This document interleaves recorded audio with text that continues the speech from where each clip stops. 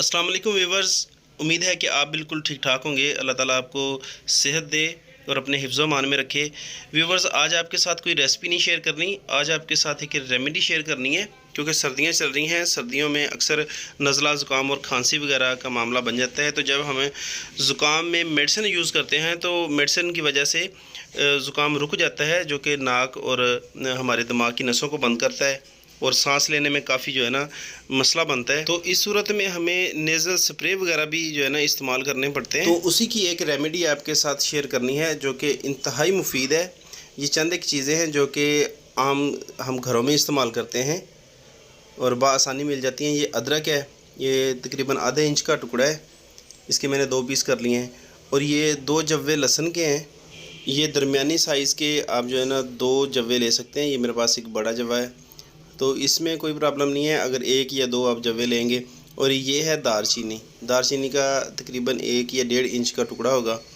और ये चंद एक पुदीने के पत्ते हैं, फ्रेश पुदीना है। अगर आपके पास फ्रेश पुदीना नहीं है तो आप किसी भी पंसार स्टोर से खुश्क पुदीना ले सकते हैं, वो भी इंशाल्लाह सारा काम करेगा। असल में इसका जो फंक्शन है इस कावे में वो ये है कि जब केरा गिरता है गले में और वो डायरेक्ट मैदे में जाता है और ब्लॉकेज कर देता है, निज़ाम जो इंतज़ाम है उसे भी ख़राब करता है, मैदे में बहुत बुरी तरह से ब्लॉकेज कर देता है।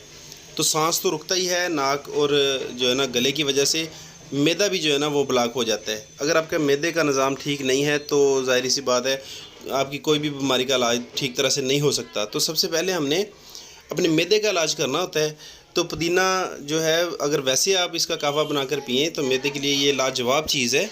तो इसलिए ये इंतहाई अहम चीज़ है इस कहवे में। और इसके अलावा अदरक है जो कि ये भी मैदे के लिए बेहद मुफीद है, मगर जो किरदार पुदीने ने अदा करना है वो अदरक इसका जो है ना अपना असर नहीं दिखा सकती। बाकी इसमें लहसुन और दारचीनी है। दारचीनी इसका मिजाज थोड़ा खुश्क होता है, ये जो है ना ज़ुकाम वगैरह जो है रेशा उसे खुश्क करती है।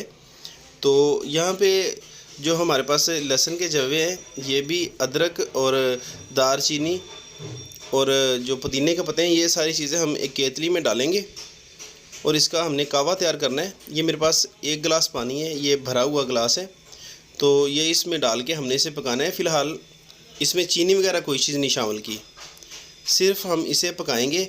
और इतना पकाना है कि ये 1 गिलास जो है ये आधा गिलास रह जाए, मतलब कि एक जो चाय वाला कप है वो रह जाए। तो फिर हम इसे जो है ना बंद करेंगे और इसे सर्व करेंगे। सर्दियों में वैसे भी हमें जो आम पत्ती है चाय वाली, इसका कावा हमें बना के कम से कम एक दिन में 1 कप पीना चाहिए, क्योंकि पानी की कमी हो जाती है सर्दी की वजह से। हम सर्दियों में पानी बहुत कम इस्तेमाल करते हैं, बच्चों को भी पिलाना चाहिए। इससे क्या है कि जो पानी की कमी है वो पूरी करता है कहवा जो है। तो अगर आपको ज़ुकाम वगैरह का मसला है, खांसी का मसला है, तो ये आप कहवा लाजमी इस्तेमाल करें। इंशाल्लाह आप जो है ना 2-3 मरतबा इस्तेमाल करने से बिल्कुल ठीक हो जाएंगे। अगर आपको ज़्यादा मसला है तो आप 1 कप सुबह और 1 कप शाम को पिएँ।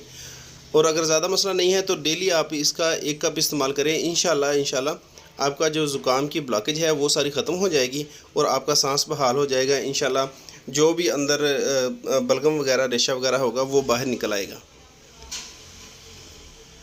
तो यहाँ पे कावा मेरा तैयार हो चुका है, तो इसे मैं जो ना अब कप में डालूँगा। ये देखें कि इसका कलर ये अब बिल्कुल पक चुका है। और इस वक्त हम इसमें मिठास के लिए चीनी शामिल करेंगे। अगर आपके पास शहद हो तो वो बेहतरीन चीज़ है चीनी से, और शहद नहीं है तो आप इसमें काला गुड़ इस्तेमाल कर सकते हैं। तो यहाँ पे मैं ½ टी स्पून इसमें चीनी शामिल कर रहा हूँ। चीनी आप थोड़ी सी कम मिकदार में इस्तेमाल करें, सिर्फ इतना कि कहवा आप पीस के, इसका जायका कोई इतना अजीब नहीं होता, मतलब कि अच्छा जायका है, पीने के लायक है। तो ½ टी स्पून इसमें मैंने चीनी शामिल की है। अगर आपके पास काला गुड़ है या फिर शहद है तो वो बेहतरीन चीज़ है, आप वो इस्तेमाल करें चीनी की जगह। तो अगर आप चैनल पे नए हैं तो चैनल को सब्सक्राइब करें और वीडियो को लाइक करें और बेल आइकन को भी प्रेस करें ताकि हमारी नई आने वाली वीडियोस आप तक बर वक्त पहुंचती रहें। बेसिकली हमारा जो चैनल कुकिंग के हवाले से है, मगर ये मेरे पास एक बहुत अच्छी रेमेडी थी, क्योंकि मैंने ख़ुद भी इस्तेमाल किया, मैं ख़ुद भी इस मसले से 2-4 था। तो अल्हम्दुलिल्लाह मैं बिल्कुल शिफायाब हूँ, अब मैं बिल्कुल ठीक हूँ। तो मैंने सोचा कि आपके साथ भी ये शेयर करनी चाहिए, बहुत अच्छी रेमेडी है।